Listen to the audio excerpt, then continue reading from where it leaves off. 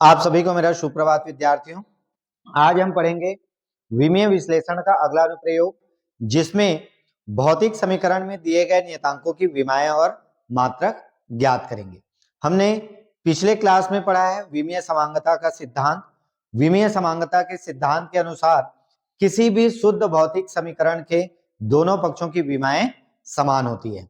साथ ही साथ इसी सिद्धांत के अनुसार हमने भौतिक समीकरण की शुद्धता की भी जांच की है।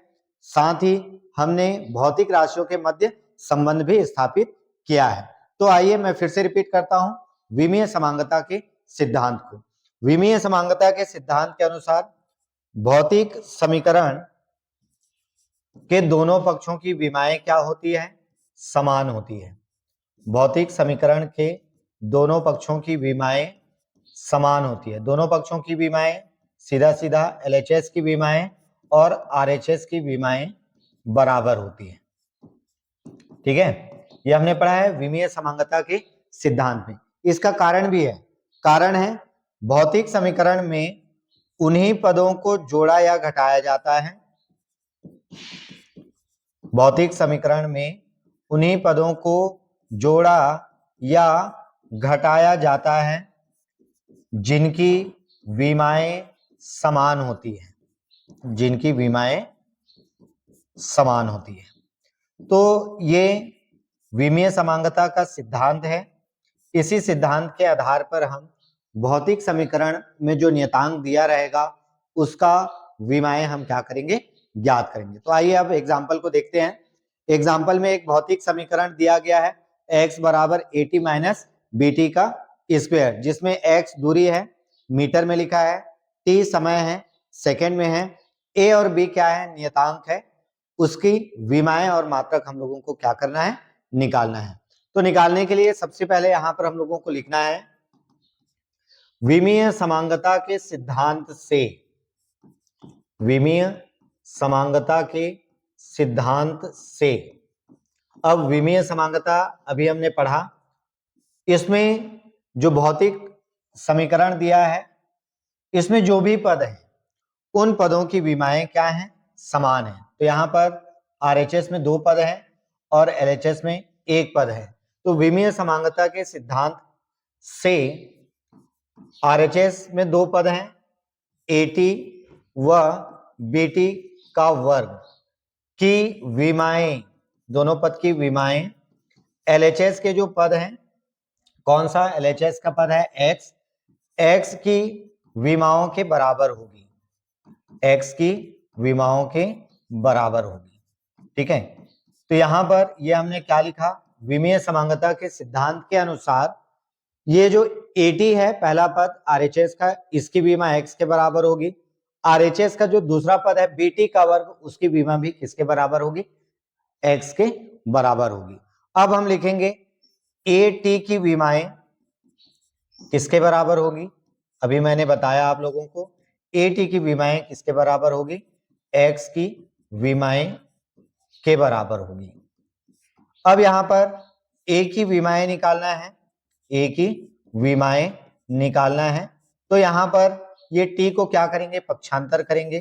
तो t यहां पर मल्टीप्लाई है तो पक्षांतर होके किस में हो जाएगा? भाग में हो जाएगा। तो यहां पर x की विमाएं, t को पक्षांतर करेंगे तो बटे t की विमाएं। अब a की विमाएं कितनी हो जाएगी? x दूरी है, प्रश्न में लिखा हुआ है x क्या है? दूरी है। तो दूरी की विमा l, यहां पर लिखा है x दूरी है, दूरी की विमा क्या हो जाएगी? l। t समय है, ये भी प्रश्न में लिखा है t समय है, समय की विमा क्या हो जाएगी? t। दोनों को एक साथ लिख लेंगे तो आ जाएगा LT माइनस 1। तो ये हो गया a की विमाएं। साथ ही साथ इसमें a का मात्रक भी निकालना है।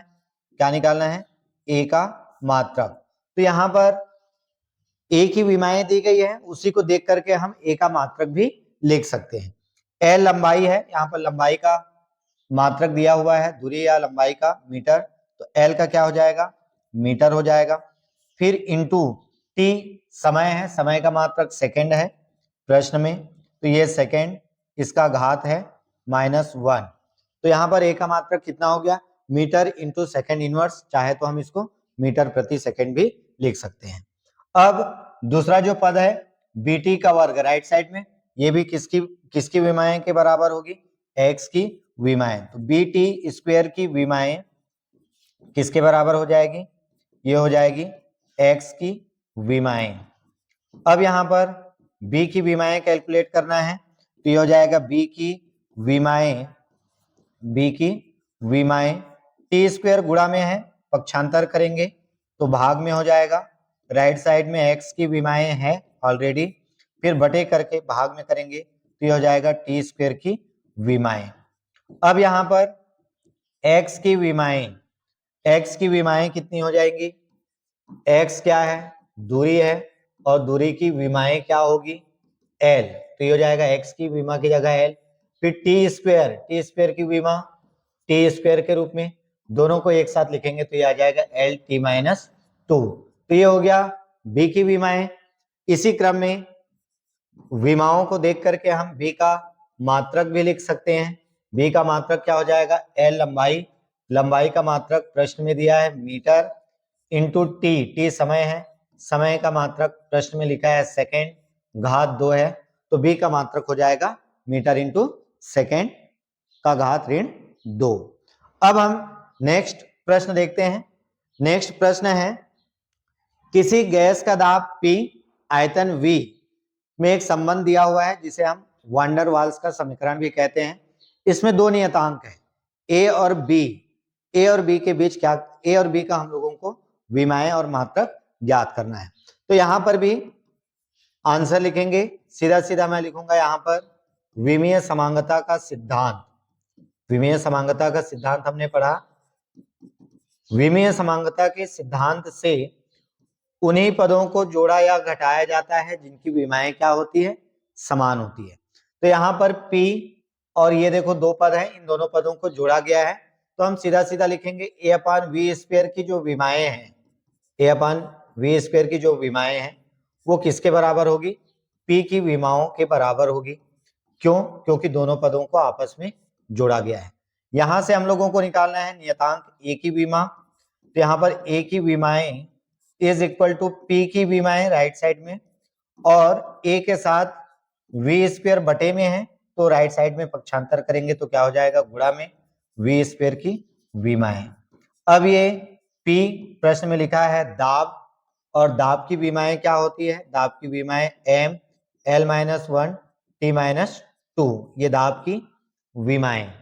साथ ही साथ V आयतन है, आयतन की विमाएं L का घात 3, लेकिन यहाँ पर आयतन का स्क्वायर है V स्क्वायर, इसलिए स्क्वायर एक साथ लिखेंगे तो यह आ जाएगा M L-1 T-2।